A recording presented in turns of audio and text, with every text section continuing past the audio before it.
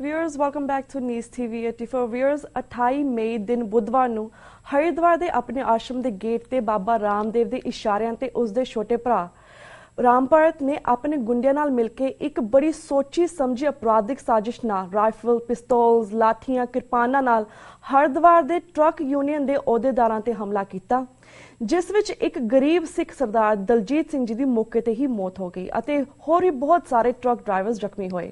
Viewers, Ramdev ਦੇ ਚੇਲਿਆਂ ਨੇ ਇਹ ਹਮਲਾ ਕਿਉਂ ਕੀਤਾ, ਇਸ ਬਾਰੇ ਅਸੀਂ ਜਾਣਕਾਰੀ ਲਵਾਂਗੇ ਦਿੱਲੀ ਬੇਸ ਸਰਦਾਰ ਗੁਰਚਰਨ ਸਿੰਘ ਬੱਬਰ ਜੀ ਕੋਲੋਂ, ਜਿਨ੍ਹਾਂ ਨੇ ਇਹ ਖਬਰ ਦੁਨੀਆ ਭਰ ਤੱਕ ਪਹੁੰਚਾਈ। ਅੱਜ ਉਹ ਖੁਦ ਹਰਿਦੁਆਰ ਤੋਂ ਪੜਤਾਲ ਕਰਕੇ ਵਾਪਸ ਦਿੱਲੀ ਆਏ ਹੋਏ ਨੇ। ਆਓ ਅਸੀਂ ਉਹਨਾਂ ਕੋਲੋਂ ਜਾਣਾਂਗੇ ਕਿ ਐਗਜ਼ੈਕਟਲੀ ਹਰਿਦੁਆਰ ਦੇ ਵਿੱਚ ਕੀ ਹੋਇਆ। ਇਸ ਵੇਲੇ ਸਾਡੇ ਨਾਲ ਲਾਈਨ ਤੇ ਜੁੜ ਚੁੱਕੇ ਨੇ ਗੁਰਚਰਨ ਸਿੰਘ ਬੱਬਰ ਫਰਮ ਦਿੱਲੀ। ਜੀ ਵੀਰ ਜੀ, ਵਾਹਿਗੁਰੂ ਜੀ ਕਾ ਖਾਲਸਾ, ਵਾਹਿਗੁਰੂ ਜੀ ਕੀ ਫਤਿਹ। ਵਾਹਿਗੁਰੂ ਜੀ ਕੀ ਫਤਿਹ ਜੀ। ਜੀ ਵੀਰ ਜੀ, ਸਭ ਤੋਂ ਪਹਿਲਾਂ ਤਾਂ ਅਸੀਂ ਇਹੀ ਜਾਣਨਾ ਚਾਹਾਂਗੇ ਜਿਹੜੀ ਇਹ ਘਟਨਾ ਵਾਪਰੀ ਹੈ ਹਰਿਦੁਆਰ ਦੇ ਵਿੱਚ, ਇਸ ਬਾਰੇ ਸਾਨੂੰ ਪੂਰੇ ਵੇਰਵੇ ਦੇ ਨਾਲ ਜਾਣਕਾਰੀ ਦਿਓ ਕਿ ਇਹ ਘਟਨਾ ਕਿਉਂ ਵਾਪਰੀ, ਕਿਸ ਨੇ ਕਰਵਾਈ ਅਤੇ ਉੱਥੇ ਐਗਜ਼ੈਕਟਲੀ ਕੀ ਹੋਇਆ। ਦੇਖੋ ਜੀ, ਉੱਤੇ ਇਹ ਹਰਿਦੁਆਰ ਦੇ ਨਜ਼ਦੀਕ ਇੱਕ ਪਿੰਡ ਹੈਗਾ ਸਰਦਾਰਾਂ ਦਾ ਐਥਲ ਜੀ। ਐਥਲ ਪਿੰਡ ਦੇ ਬਿਲਕੁਲ ਨਜ਼ਦੀਕ ਥੋੜੀ ਦੂਰ ਤੇ ਹੈ ਪਤੰਜਲੀ ਬਾਬਾ ਰਾਮਦੇਵ ਦੀ ਫੈਕਟਰੀ ਹੈ ਜੀ। ਬਾਬਾ ਰਾਮਦੇਵ ਦੀ ਬਹੁਤ ਵੱਡੀ ਫੈਕਟਰੀ ਹੈ ਤੇ ਇੱਥੇ ਸਾਹਮਣੇ ਇੱਕ ਯੂਨੀਅਨ ਹੈ ਤੇ ਯੂਨੀਅਨ ਵਾਲਿਆਂ ਦਾ ਬਾਬਾ ਰਾਮਦੇਵ ਦੇ ਨਾਲ ਪਿਛਲੇ 8-10 ਮਹੀਨੇ ਤੋਂ ਟਕਰਾਅ ਚੱਲ ਰਿਹਾ ਸੀ ਔਰ ਬਹਿਸਬਾਜ਼ੀ ਚੱਲ ਰਹੀ ਸੀ, ਮੀਟਿੰਗਾਂ ਵੀ ਹੋ ਰਹੀਆਂ ਸਨ, ਇੱਕ ਦੂਸਰੇ ਦੇ ਖਿਲਾਫ ਰਿਪੋਰਟਾਂ ਵੀ ਆ ਰਹੀਆਂ ਸੀਗੀਆਂ ਥਾਣੇ ਦੇ ਵਿੱਚ ਜੀ। 28 ਤਰੀਕ ਨੂੰ ਉਹਨਾਂ ਨੇ ਬਾਹਰ ਦੇ ਟਰੱਕ ਬੁਲਾ ਲਏ ਤੇ ਬਾਹਰ ਦੇ ਟਰੱਕ ਵਾਲਿਆਂ ਨੂੰ ਕੰਮ ਦੇਣ ਲੱਗੇ ਤੇ ਇਸ ਤੋਂ ਪਹਿਲਾਂ ਵੀ ਉਹ ਲਗਾਤਾਰ ਦੇ ਰਹੇ ਸੀਗੇ। ਹਾਂਜੀ, ਇਹ ਸਿਲਸਿਲਾ ਇਹਨਾਂ ਦਾ ਟਕਰਾਅ ਦਾ ਚੱਲਦਾ ਆ ਰਿਹਾ ਸੀ, ਅਚਾਨਕ ਨਹੀਂ ਹੋਇਆ ਜੀ। ਤੇ ਇੱਕ ਟਰੱਕ ਯੂਨੀਅਨ ਦੇ ਵਿੱਚ ਕੁਝ ਸਰਦਾਰ ਨੌਜਵਾਨ ਵੀ ਹੈਗੇ ਨੇ, ਬਾਕੀ ਗੁੱਜਰ, ਮੁਸਲਮਾਨ, ਹੋਰ ਜਾਤਾਂ ਦੇ ਚੌਹਾਨ ਵਗੈਰਾ ਨੇ। ਉਹਨਾਂ ਦਾ ਯੂਨੀਅਨ ਦਾ ਪ੍ਰਧਾਨ ਵੀ ਇੱਕ ਹਿੰਦੂ ਚੌਹਾਨ ਹੈ ਜੀ। ਔਰ ਸਾਹਮਣੇ ਬਾਬੇ ਦੀ ਫੈਕਟਰੀ ਦੇ ਸਾਹਮਣੇ ਜਿਹੜਾ ਇੱਕ ਪਿੰਡ ਪੈਂਦਾ ਬਹੁਤ ਵੱਡਾ, ਉਹ ਗੁਜਰਾਂ ਦਾ ਪਿੰਡ ਵੀ ਹੈ।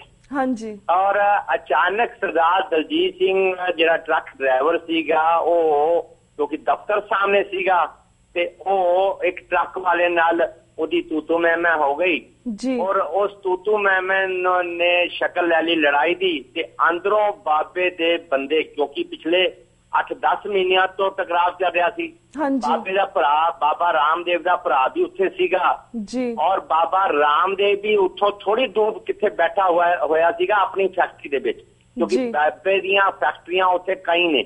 ਬਾਬੇ ਦਾ ਪਤੰਜਲੀ ਦਫ਼ਤਰ ਵੀ ਉੱਥੇ ਆ ਜੀ। ਬਾਬੇ ਦੇ ਨਾਲ ਇੱਕ ਆਚਾਰਿਆ ਹੁੰਦਾ, ਉਹਦਾ ਸਾਥੀ ਪਾਰਟਨਰ, ਉਹ ਵੀ ਬਾਬੇ ਨਾਲ ਸੀਗਾ ਕਿਉਂਕਿ ਬਾਬੇ ਕੋਲੋਂ ਕਮਾਂਡੋ ਫੋਰਸ ਹੈਗੀ ਹੈ, ਬਾਬੇ ਕੋਲੋਂ Z+ ਸਿਕਿਉਰਿਟੀ ਹੈਗੀ ਹੈ ਜੀ। ਇਹਨਾਂ ਨੇ ਪਲੈਨਿੰਗ ਕੀਤੀ ਸੀਗੀ ਇਹਨਾਂ ਨੂੰ ਯੂਨੀਅਨ ਵਾਲਿਆਂ ਨੂੰ ਸਬਕ ਸਿਖਾਉਣਾ ਹਾਂਜੀ, ਸਬਕ ਸਿਖਾਉਣ ਵਾਸਤੇ, ਕਿਉਂਕਿ ਕੱਲ ਸਵੇਰੇ ਮੈਂ ਦਿੱਲੀ ਤੋਂ ਸਵੇਰੇ 4 ਵਜੇ ਬਾਈ ਕਾਰ ਆਪਣੇ ਕੁਝ ਸਾਥੀਆਂ ਨਾਲ ਮੌਕੇ ਤੇ ਪਹੁੰਚਿਆ ਤੇ ਸਾਰਾ ਮੈਂ ਉੱਥੇ ਹਾਲਾਤ ਆਪਣੀਆਂ ਅੱਖਾਂ ਨਾਲ ਦੇਖੇ ਨੇ ਜੀ। ਔਰ ਮੈਂ SSP ਨੂੰ ਮਿਲਿਆ, DM ਨੂੰ ਮਿਲਿਆ, ਮੈਂ ਪੁਲਿਸ ਅਫਸਰਾਂ ਨੂੰ ਮਿਲਿਆ, ਮੌਕੇ ਤੇ ਗਿਆ, ਪਿੰਡਾਂ 'ਚ ਗਿਆ, ਉਹਨਾਂ ਦੇ ਘਰ 'ਚ ਗਿਆ, ਉਹਨਾਂ ਦਲਜੀਤ ਸਿੰਘ ਦੀ ਵਾਈਫ ਨੂੰ ਵੀ ਮਿਲਿਆ।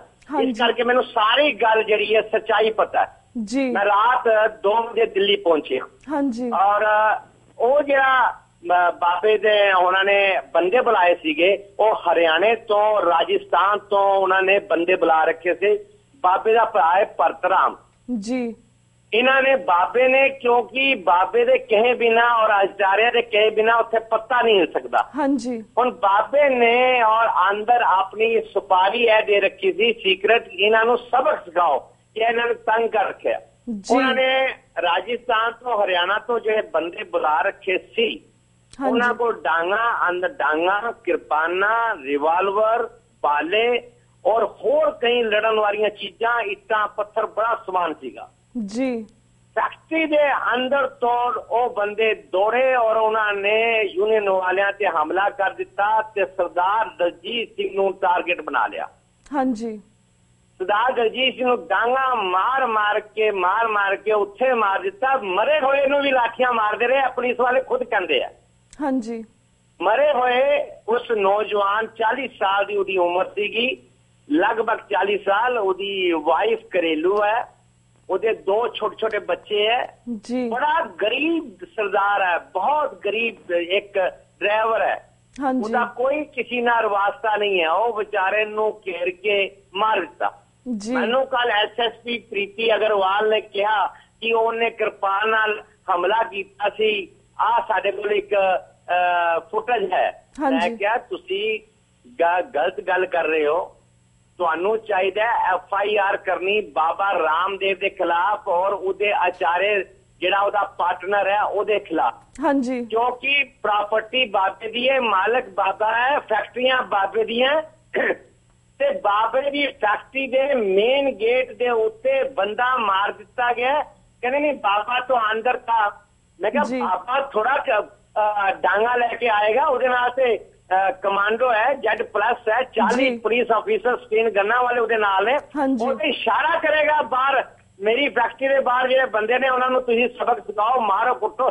ਬਾਬੇ ਦੇ ਕਹੇ ਬਿਨਾ ਤੇ ਫੈਕਟਰੀ ਦਾ ਕੋਈ ਬੰਦਾ ਝਗੜਾ ਨਹੀਂ ਕਰ ਸਕਦਾ ਜੀ। ਮੈਂ ਕਿਹਾ ਬਾਬੇ ਦੇ ਕਹੇ ਬਿਨਾ ਬਾਬੇ ਦਾ ਭਾਈ ਰਾਜਸਥਾਨ ਤੇ ਹਰਿਆਣਾ ਦੇ ਗੁੰਡਿਆਂ ਦੇ ਨਾਲ ਡਾਂਗਾ ਤੇ ਕਿਰਪਾਨਾਂ ਲੈ ਕੇ ਕਿੱਦਾਂ ਹਮਲਾ ਕਰ ਸਕਦਾ? ਹਾਂਜੀ। ਤੇ ਉਹ ਫਿਰ ਮੈਨੂੰ ਕਹਿਣਗੇ ਹਾਂ ਇਹ ਗੱਲ ਤੇ ਅਸੀਂ ਵਿਚਾਰ ਕਰਦੇ ਹਾਂ। ਮੈਂ ਕਿਹਾ ਵਿਚਾਰ ਨਹੀਂ, ਤੁਸੀਂ ਇਹ ਗੱਲ ਮੰਨੋ ਜੀ ਕਿ ਰਾਮਦੇਵ ਨੇ ਔਰ ਉਹਦੇ ਸਾਥੀ ਆਚਾਰੇ ਨੇ ਆਪਣੇ ਭਰਾ ਨੂੰ ਕਹਿ ਕੇ ਹਰਿਆਣਾ ਤੇ ਰਾਜਸਥਾਨ ਤੋਂ ਬੁਲਾਏ ਹੋਏ ਗੁੰਡਿਆਂ ਦੇ ਰਾਹੀਂ ਉਸ ਨੌਜਵਾਨ ਸਿੱਖ ਨੂੰ ਥਾਂ ਤੇ ਮਾਰ ਦਿੱਤਾ, ਮਰੇ ਹੋਏ ਨੂੰ ਫਿਰ ਮਾਰਦੇ ਰਹੇ ਜੀ। ਫਿਰ ਮੈਂ ਪੁੱਛਿਆ ਉਹਨਾਂ ਨੂੰ, ਫੈਕਟਰੀਆਂ ਦੇ ਅੰਦਰੋਂ ਅਸਲਾ ਬਰਾਮਦ ਹੋਇਆ, ਬੰਦੂਕਾਂ ਬਰਾਮਦ ਹੋਈਆਂ, ਔਰ ਰਿਕਾਰਡ ਬੰਦੂਕਾਂ ਬਰਾਮਦ ਹੋਈਆਂ, ਭਾਲੇ ਬਰਾਮਦ ਹੋਏ ਨੇ, ਡਾਂਗਾ ਬਰਾਮਦ ਹੋਈਆਂ। ਮੈਂ ਕਿਹਾ ਇੱਕ ਯੋਗ ਸਿਖਾਉਣ ਵਾਲਾ ਬੰਦਾ ਆਪਣੀ ਫੈਕਟਰੀ ਦੇ ਵਿੱਚ ਇਹ ਨਜਾਇਜ਼ ਅਸਲਾ ਕਿੱਥੋਂ ਲੈ ਕੇ ਆਇਆ? ਤੁਸੀਂ ਇਹ ਪਤਾ ਕੀਤਾ ਬੰਦੂਕਾਂ ਕਿੱਥੋਂ ਆਈਆਂ? ਪਰ ਇਹ ਸਾਰੀਆਂ ਗੱਲਾਂ ਕੱਲ ਉੱਥੇ SSP ਨਾਲ ਸਿੱਧੀਆਂ ਮੇਰੀਆਂ ਹੋਈਆਂ ਔਰ DM ਨਾਲ ਹੋਈਆਂ, ਉੱਥੇ ਦੇ ਲੋਕਲ ਪੁਲਿਸ ਅਫਸਰਾਂ ਨਾਲ ਹੋਈਆਂ, ਪਿੰਡ ਵਾਲਿਆਂ ਨਾਲ ਹੋਈਆਂ ਔਰ यूनियन वालियां नाल होईयां। ਹਾਂਜੀ। और इस वक्त ਜਿਹੜੇ ਹਾਲਾਤ ਨੇ ਉਹ ਇਹ ਨੇ ਕਿ ਫੈਕਟਰੀ ਬੰਦ ਹੈ ਜੀ, ਬਾਬੇ ਦਾ ਭਰਾ ਜੇਲ੍ਹ ਵਿੱਚ ਹੈ ਜੀ, ਰਾਜਸਥਾਨ ਤੋਂ ਹਰਿਆਣਾ ਤੋਂ ਆਏ 10-12 ਬੰਦੇ ਵੀ ਜੇਲ੍ਹ ਵਿੱਚ ਨੇ। ਹਾਂਜੀ। ਔਰ ਉਹਨਾਂ ਨੇ ਕ੍ਰਾਸ ਮੁਕੱਦਮਾ ਬਣਾਉਣੇ ਦੀ ਕੋਸ਼ਿਸ਼ ਕਰ ਰਹੇ ਨੇ ਕਿਉਂਕਿ ਉਹਨਾਂ ਨੇ ਇੱਕ FIR ਹੋਰ ਲਿਖੀ ਹੋਈ ਹੈ। ਹਾਂਜੀ। ਔਰ ਉਹ FIR यूनियन ਦੇ ਖਿਲਾਫ ਲਿਖੀ ਹੋਈ ਹੈ ਜੀ। ਉਸ ਦੇ ਸਾਨੂੰ ਜਾਪਦਾ ਹੈ, ਮੈਨੂੰ ਜਾਪਦਾ ਉਹਦੀ ਗੱਲਬਾਤ ਤੋਂ ਕਿ ਉਹਨਾਂ ਤੇ ਬੜਾ ਪ੍ਰੈਸ਼ਰ ਹੈ ਮੋਦੀ ਦਾ, ਕਿਉਂਕਿ ਬਾਬਾ ਮੋਦੀ ਦਾ ਬੰਦਾ ਹੈ, BJP ਦਾ ਬੰਦਾ ਹੈ। ਬਾਬਾ ਇੱਕੋ ਹੀ ਰੋਲਾ ਪਾ ਰਿਹਾ ਜੀ ਉੱਥੇ ਚੀਫ ਮਿਨਿਸਟਰ ਸਿੱਖ ਕਾਂਗਰਸ ਪਾਰਟੀ ਦਾ ਔਰ ਕਾਂਗਰਸੀ ਆ, ਜਦ ਕਿ ਉੱਤਰਾਖੰਡ ਦਾ ਮੁੱਖ ਮੰਤਰੀ ਬਾਬੇ ਦਾ ਪਰਸਨਲ ਦੋਸਤ ਹੈ।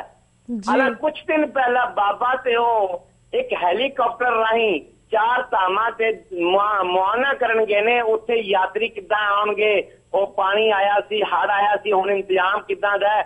ਬਾਬੇ ਦਾ ਤਾਂ ਪਰਸਨਲ ਦੋਸਤ ਹੈ ਜੀ। ਇਸ ਕਰਕੇ ਉੱਤਰਾਖੰਡ ਪੁਲਿਸ ਨੇ ਵੱਡੇ ਬੰਦੇ ਦਾ ਨਾਂ, ਕਿਉਂਕਿ ਬਾਬੇ ਨੂੰ ਵੱਡਾ ਬੰਦਾ ਕਹਿੰਦੇ ਨੇ, ਵੱਡੇ ਬੰਦੇ ਦਾ ਨਾਂ ਨਹੀਂ ਲਿਆ ਜਾ ਰਿਹਾ, ਜਦਕਿ ਸਾਰਾ ਖੇਲ ਬਾਬੇ ਦਾ ਤੇ ਉਹਦੇ ਸਾਥੀ ਆਚਾਰੇ ਨੇ ਇਹਨਾਂ यूनियन ਵਾਲਿਆਂ ਨੂੰ ਸਬਕ ਸਿਖਾਉਣ ਵਾਸਤੇ ਕੀਤਾ ਸੀ, ਕਿਉਂਕਿ ਸਿੱਖ ਵਿੱਚ ਸੀ ਤੇ ਸਿੱਖ ਨੌਜਵਾਨ ਟਾਰਗੇਟ ਜਲਦੀ ਹੋ ਗਿਆ ਤੇ ਉਹਨੂੰ ਘੇਰ ਕੇ ਉਹਨਾਂ ਨੇ ਮਾਰ ਦਿੱਤਾ। ਇਹ ਜੀ ਅਸਲੀਅਤ ਪੋਜੀਸ਼ਨ ਔਰ ਅਸਲਾ ਬਰਾਮਦ ਹੋਇਆ ਔਰ ਹੁਣ ਤੱਕ ਹਾਲਾਤ ਉੱਥੇ ਟੈਨਸ਼ਨ ਵਾਲੇ ਨੇ ਔਰ ਫੈਕਟਰੀ ਬੰਦ ਹੈ ਜੀ। ਪਰ ਵੀਰ ਜੀ ਇੱਥੇ ਕੁਐਸਚਨ ਉੱਠਦਾ ਕਿਉਂਕਿ ਇੰਨੇ ਸਾਰੇ ਐਵੀਡੈਂਸ ਮਿਲੇ, ਜਿਸ ਤੁਸੀਂ ਗੱਲ ਕੀਤੀ ਕਿ ਅਸਲਾ ਬਰਾਮਦ ਹੋਇਆ, ਤੁਸੀਂ SSP ਨਾਲ ਗੱਲ ਕੀਤੀ, ਲੋਕਾਂ ਨੇ ਵੀਡੀਓ ਤੁਹਾਨੂੰ ਦਿਖਾਈਆਂ ਨੇ, ਸਭ ਕੁਝ ਸਾਹਮਣੇ ਹੈ। ਐਂਡ ਉਸਦਾ ਬਾਬੇ ਦਾ ਭਰਾ ਵੀ ਫੜ ਹੋ ਗਿਆ। ਕਿ ਬਾਬੇ ਦੇ ਖਿਲਾਫ ਕੋਈ FIR ਜਾਂ FIR ਦੇ ਵਿੱਚ ਬਾਬੇ ਦਾ ਨਾਮ ਔਰ ਬਾਬਾ ਹੁਣ ਇਸ ਵੇਲੇ ਕਿੱਥੇ ਹੈ, ਇਸ ਬਾਰੇ ਵੀ ਸਾਨੂੰ ਜਾਣਕਾਰੀ ਦਿਓ। ਦੇਖੋ ਜੀ, ਬਾਬੇ ਦੇ ਖਿਲਾਫ FIR ਦੇ ਵਿੱਚ ਬਾਬੇ ਦਾ ਨਾਂ ਨਹੀਂ ਰੱਖਿਆ ਗਿਆ, ਬਾਬੇ ਨੂੰ ਅਲੱਗ ਕਰ ਦਿੱਤਾ ਬਾਬੇ ਦੇ ਨਾਲ ਉਹ ਆਚਾਰੇ ਹੈਗਾ ਮੇਨ ਬੰਦਾ, ਉਹਦਾ ਨਾਂ ਕੱਢ ਕੇ ਅਲੱਗ ਕਰ ਦਿੱਤਾ।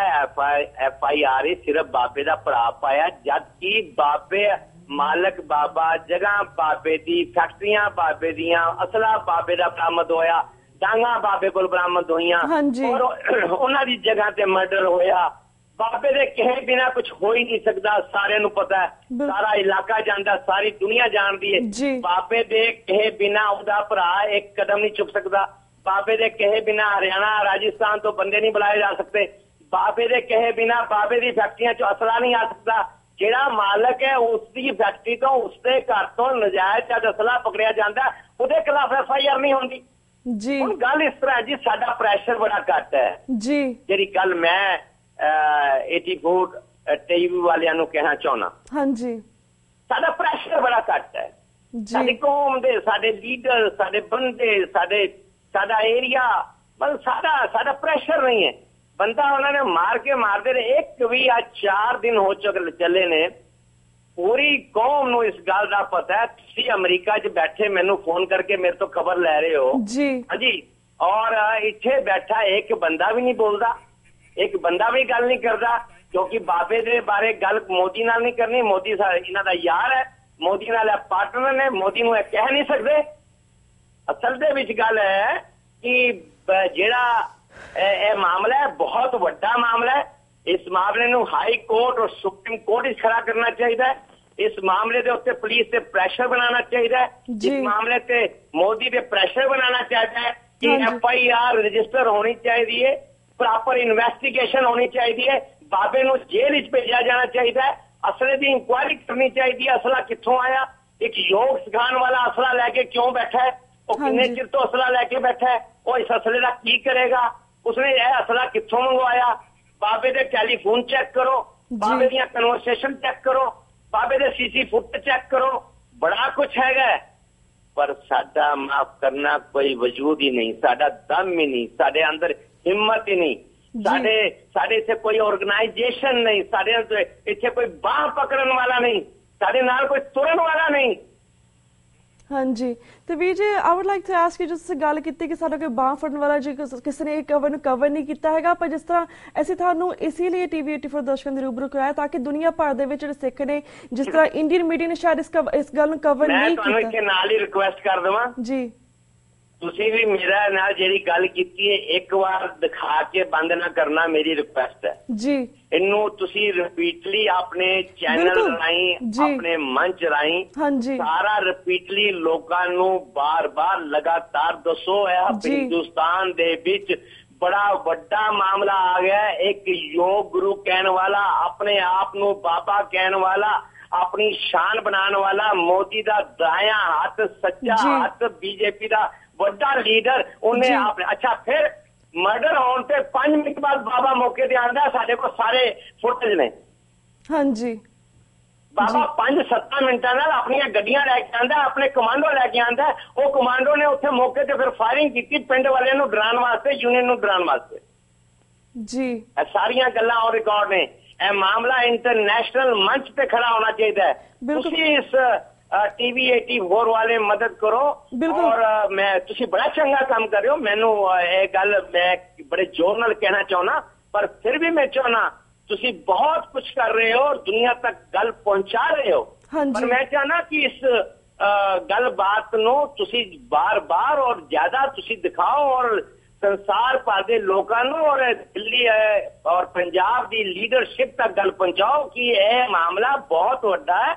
एक इंटेंशनली मारिया गया, कत्ल किया गया, सिर्फ एक सिख मारिया गया, जबकि हजारा हिंदुआ, मुसलमाना, दलितां दे विच खड़ा होया, तुसी एक सरदार चुन के खिंच लिया।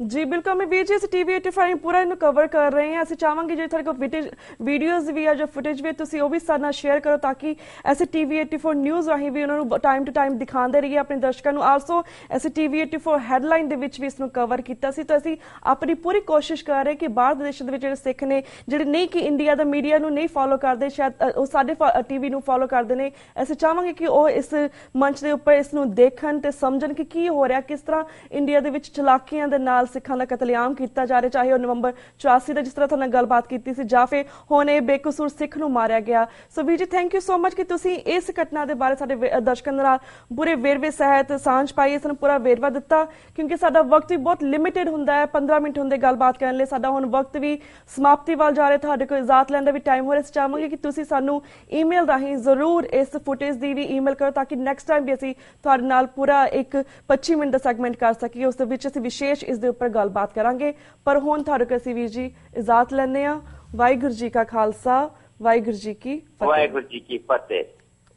ਵਿਊਅਰਸ, ਇਸ ਦੇ ਨਾਲ ਅਸੀਂ ਤੁਹਾਡੇ ਕੋਲ ਇਜਾਜ਼ਤ ਲੈਂਦੇ ਹਾਂ। ਕੱਲ ਮਿਲਾਂਗੇ ਸੇਮ ਟਾਈਮ ਸੇਮ ਸ਼ੋਅ ਤੇ। ਤਦ ਤੱਕ ਲਈ ਵਾਹਿਗੁਰੂ ਜੀ ਕਾ ਖਾਲਸਾ, ਵਾਹਿਗੁਰੂ ਜੀ ਕੀ ਫਤਿਹ।